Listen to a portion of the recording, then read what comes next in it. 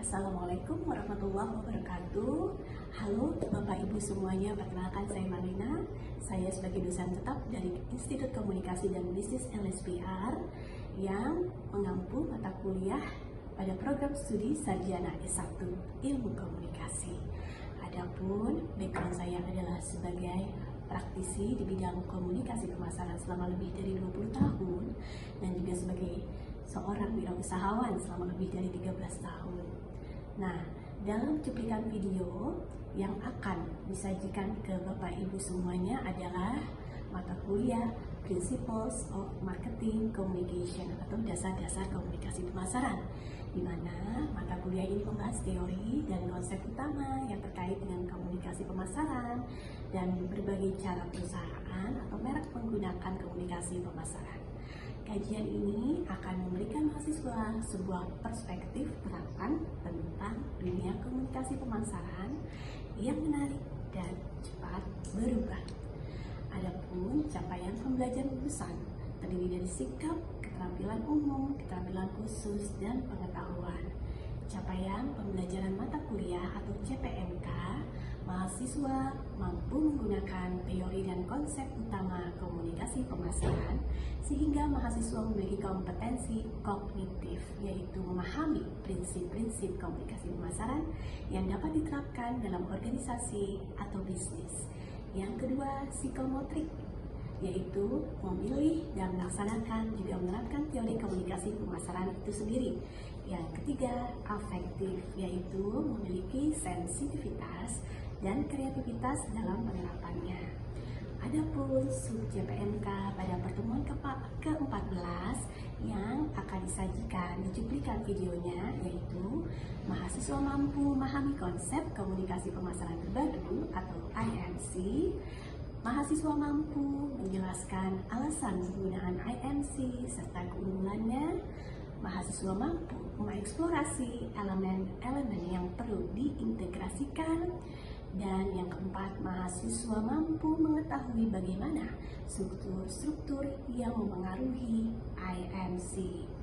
Adapun bentuk dan metode pembelajaran, kuliah tatap muka, ceramah, diskusi kelompok, studi kasus komunikasi pemasaran terpadu. Media pembelajaran materi disajikan melalui proyektor, PC, Canva atau PPT, dan Learning Management System untuk penugasan juga interaksi.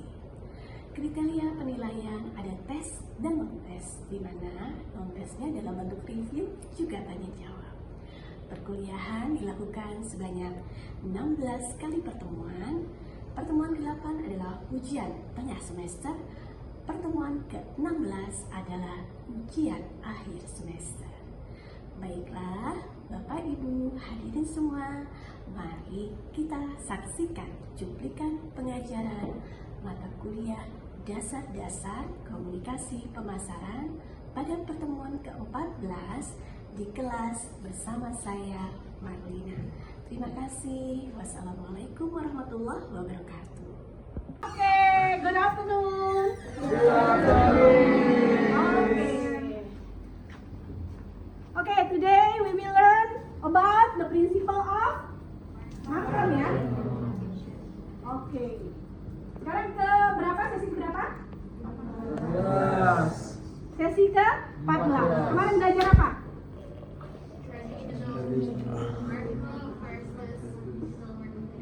Traditional marketing versus digital marketing. Oke, sebelum kita mulai, nanti presensinya sama presiden kelas ya, Karen ya, karena siakatnya sedang nggak bisa batotnya.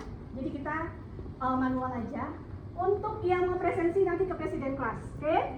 Untuk hari ini kita mulai dengan baca doa dulu, sesuai yang agama masing berdoa dimulai.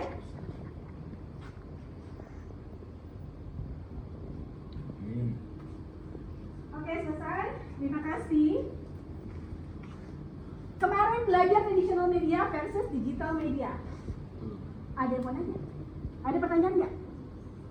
Oke, Victor. Jadi itu bisakah tradisional media dan digital media itu digunakan secara bersamaan oleh suatu brand? Itu bisa nggak?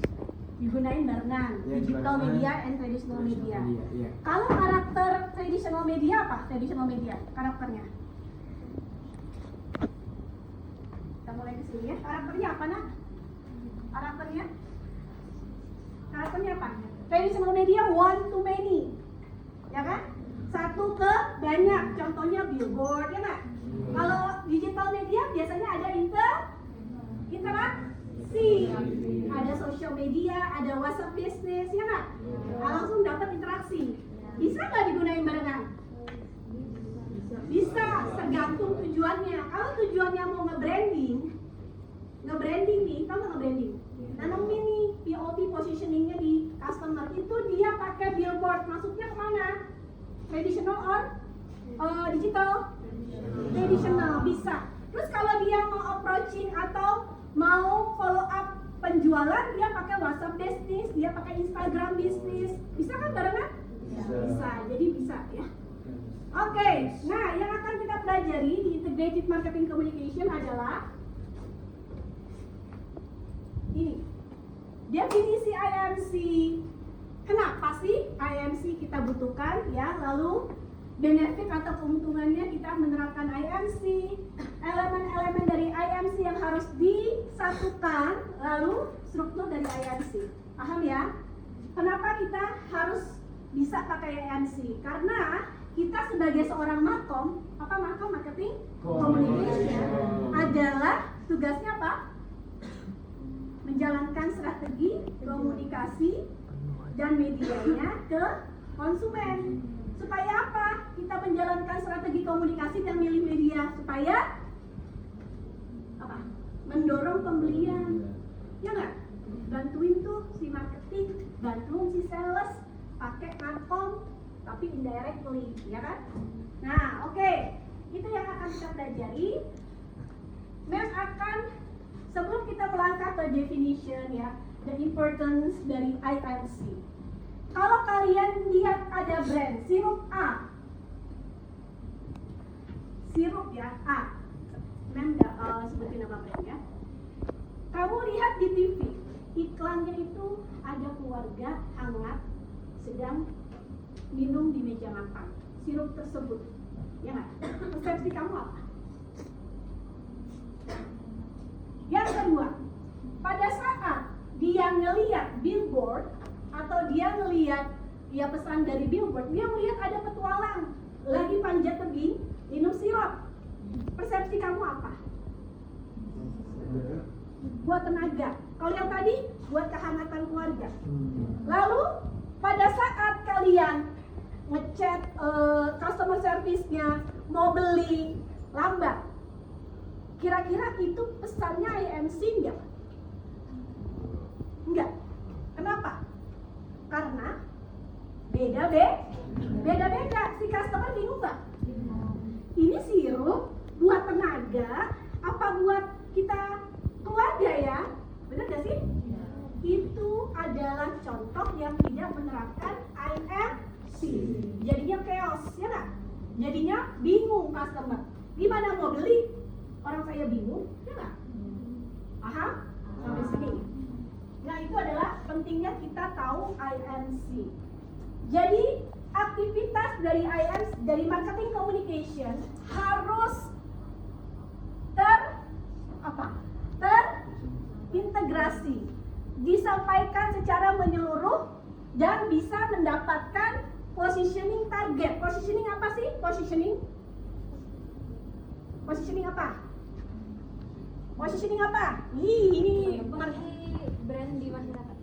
Persepsi. Iya. POV dari sebuah brand atau produk Iya. di benak konsumen. Iya, betul.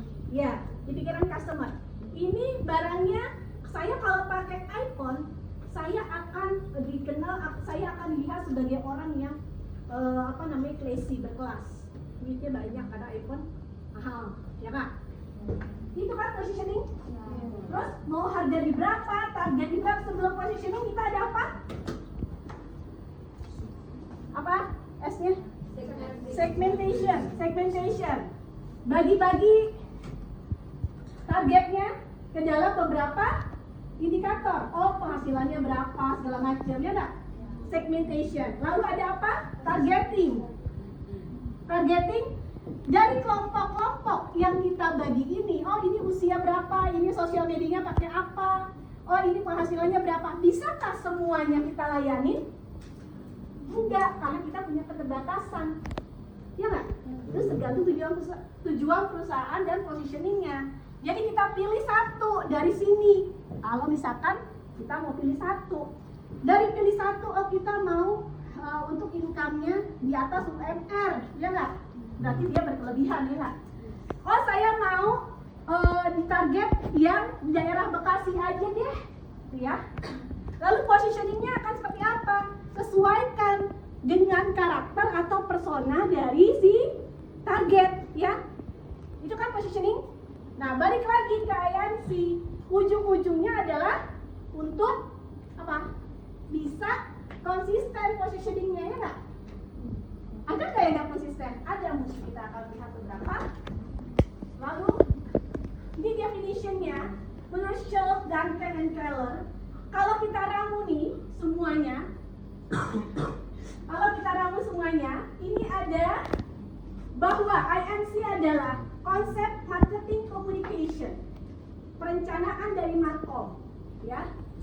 Dia tuh tahu yang mengenali value atau nilai lebih dari suatu produk, ya. Lalu dia mengevaluasi kombinasi marketing mix, bauran pemasaran ada berapa? 7. Product, place, promotion, people, and then apa lagi? People, product, price, place, promotion, apa lagi? People, terus apa lagi? Kalau jasa ada 7, ini ada 5 aja. Sorry. Ada lagi? Physical evidence. Apa lagi coba? Raise your hand. Coba cek lagi. 5P, 47P. Produk, lalu apa lagi? Price, place, terus promotion. And then yang kelima apa? People. Lalu proses, physical. Berarti kalau misalkan kan udah dijelasin ya. Jadi 7P itu diramu, dijadikan komunikasi marketing agar tepat ke positioning, ya nggak? Ke targetnya. Oke. Namun dalam menjalankan pesannya kita harus konsisten, harus clear. Ya, ini contoh. One voice, one look. Kalau di website tagline-nya begini, tapi kok di sosial media beda lagi tagline-nya, bingung nggak? Kalau mau beli ragu nggak jadinya? Ragu. Misal UMKM aja, di Instagramnya ada gambar cake, kue. Tapi pada saat kalian di link ke WhatsApp bisnis, tiba-tiba gambarnya berubah jadi empek-empek. Bingung nggak? Padahal empek-empek itu mungkin bukan produk utama, produk tambahan. Jadi pesannya dari logo aja, profile picture itu harus sama. Ini adalah contoh. Semuanya harus sama. Di online store juga harus sama, ya nggak? Pesannya. Paham nggak? Apa itu IMC? Ya, oke.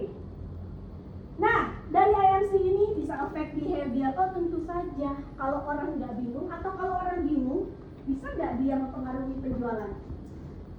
Dia bisa jadi beli, bisa jadi enggak. Karena bingung jadi nggak jadi beli, ya nggak? Kalau kamu ketemu sama yang UMKM itu, kamu jadi beli nggak? Ragu nggak? Jadi beneran nggak ya jualan apa? Ya nggak?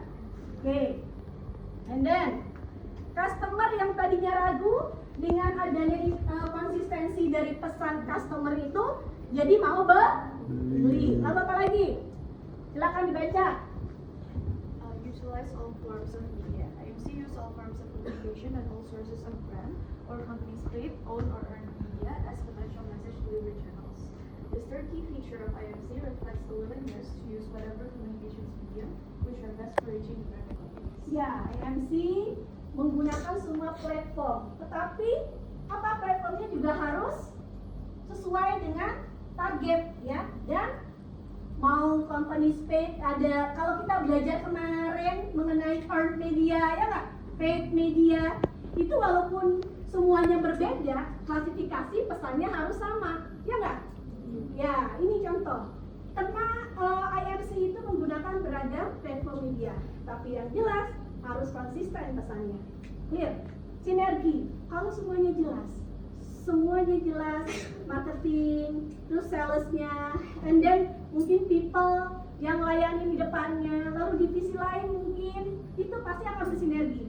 You production, you delivery, kita kan tagline-nya delivery-nya paling cepat gitu ya. Misalkan speed delivery ya tagline-nya. Berarti sinergi dong ke bagian logistik pengiriman. You achieve positioning ini, ya nggak? Paham ya? Jadi bersih, energi, and then ada benefitnya, kita jadi lebih kreatif dengan pesan yang sama. Yuk kita tampilkan ke customer, tapi jadi bikin gak bosen gitu ya. Oke, message-nya konsisten, terus menggunakan media yang tepat, terus bisa menghemat biaya. Nah ini ada analisisnya ya. Di-identify dulu, analisis SWOT apa?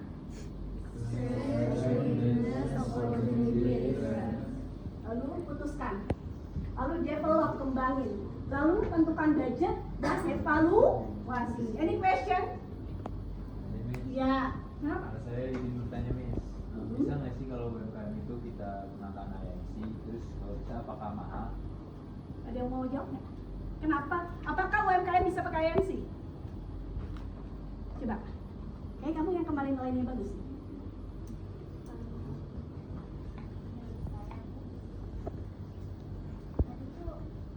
Apakah UMKM bisa pakai IMC? Mahal nggak sih? Kenapa? Dengan IMC itu UMKM itu kayak dapat terbantu untuk mereka promosi produk-produk. Terbantu. Oke. Jawabannya bisa. Iya benar bisa dulu. Bisa. Justru malah lebih murah ya nggak? Kalau UMKM biasanya pakai apa sih? WhatsApp bisnis pakai nggak? Sosial media Instagram pakai nggak? Terus dia pasang banner atau baliho di depan tokonya nggak? Pesannya harus sama. Kalau pesannya sama, dia repot nggak untuk logonya, lalu mikirin warnanya, mikirin scene kreatifnya, justru hemat ya? Bukannya malah mahal. Jadi nggak ada kaitannya IMC itu mahal. Justru mempermudah budget supaya jadi lebih murah. Oke, ada lagi yang mau nanya? Oke, silakan. Kalau pesannya sama di IMC itu, gimana bisa audiens dari platform yang berbeda menerimanya? Kayak sekarang kan kalau Instagram lebih ke audiensnya lebih ke anak muda, kalau Facebook lebih ke yang lebih berumur. Bagus pertanyaannya. Ada yang bisa jawab?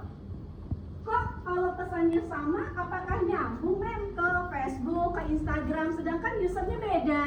Any question? Ada yang mau answer the question? Bisa nggak? Rehan nggak? Nggak? Aku nggak tahu. Ada yang bisa jawab? Karen? Nggak? Jawabannya bisa. Yang dibedain apa? Dibedain apa? Kreativitas dong, kreatif. Kalau misalkan Facebook usernya siapa? Milenial nih kayak saya ya. Saya pakai Facebook juga masih pakai. Terus milenial kalau menurut yang kita teliti dari marketing, kalau orang milenial itu sukanya ada before after, langsung kelihatan hasilnya ya nggak? Terus kalau Gen Z sukanya apa? Diceritain, ya nggak? Gen Z, Gen Alpha sukanya ada storytelling, ya nggak? Berarti yang harus kita kedepankan adalah kreativitas dalam penyampaian Jadi kalau pesannya sama nggak masalah. Yang penting kreatif aja, tapi jangan ngebingungin gitu ya. Jangan lepas dari konteks. Paham? Oke, buat dua kelompok kanan dan kiri. Coba sebelah kanan berikan brand satu aja perwakilan ya. Kosmetik, skincare. Sebelah kiri makanan dan minuman yang tidak menjalankan IMC. Silakan 1 menit. Ada yang mau? Oke, silakan. Namanya siapa? Nabila. Oh, Nabila. Aku namanya Nabila. Jadi di sini kami menemukan brand skincare The Ordinary, di mana skincare ini dikenal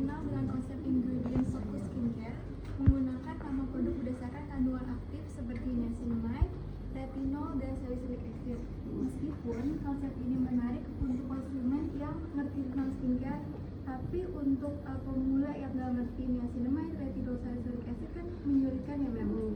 Jadi nama produk ini biasanya dia pakai niacinamide 10% plus zinc 1%, AH 30% plus BHA 20%, healing solution, contohnya seperti itu. Sehingga orang-orang yang baru pertama kali mau coba skincare kurang paham nih apa itu nama-nama skincare itu, kayak niacinamide itu apa dan AHA itu apa. Jadi dari perspektif integrated marketing communication ini, The Ordinary masih kurang dalam penyampaian informasi yang belum cukup sederhana bagi pemula. Selain itu, informasi dari media sosial, influencer review, juga komunitas kecantikan terkadang berbeda-beda. Jadi brand ini bisa banget ditingkatkan lagi efektivitas IMC-nya dengan menyederhanakan edukasi produk, memberikan panduan yang lebih jelas, juga menjaga konsistensi pesan yang disampaikan di seluruh saluran komunikasi supaya konsumen yang pemula ini bisa ngerti. Jadi nggak cuma yang beli orang-orang yang udah Paham. skincare gitu. Oke, dia targetnya ada pemula nih, dia menarik pemula tapi bingung karena ingredientsnya nggak dijelasin ya. Terus yang tahu itu bagus segala macam hanya orang yang udah paham gitu ya. Oke, jadi IMC-nya harus gimana? Harus bisa masuk ke semua ya. Oke, nanti kamu bikin sebagai Cosmo ya, bagaimana IMC-nya dalam 1 bulan di platform mana aja dan apa pesannya ya. Ini nanti setelah di Cosmo. Dan sebelah kanan ada? Oke, silakan Karen. Jadi yang saya dapatkan ini adalah Oreo. Nah, ini memiliki adaptasi yang unik karena tidak hanya diposisikan sebagai biskuit, tetapi juga digunakan sebagai cara menikmati makanan. Jadi dalam komunikasinya itu kan Oreo itu memiliki tagline, yaitu yang diputar, dijilat, dan dicelupin. Nah ini tuh dipadukan dengan susu atau dijadikan dengan bahan dessert, terus juga es krim, milkshake, dan menu kolaborasi yang lainnya. Akibatnya, konsumen tidak hanya melihat Oreo sebagai cemilan, tapi juga dilihat sebagai bahan kreasi makanan dan minuman, sehingga citra mereknya menjadi lebih luas dan mudah diingat. Oke, terima kasih. Berarti dia belum ideal IMC-nya. Sebelah kanan dan kiri sudah menjelaskan. Nanti setelah menyelesaikan materinya, kalian kerjakan coursework-nya bagaimana konsep IMC-nya dalam 1 bulan, termasuk pemilihan medianya. Oke, clear? Ada lagi mau bertanya? Ada yang nanya? Sudah? Sudah. Oke, thank you. I think sudah cukup dari Mem ya. Untuk teori-teorinya dibaca ya. Untuk coursework-nya, Mem tunggu sampai selesai jam ya, dikumpulkan di LMS seperti biasa. Oke, terima kasih. Wassalamualaikum warahmatullahi wabarakatuh.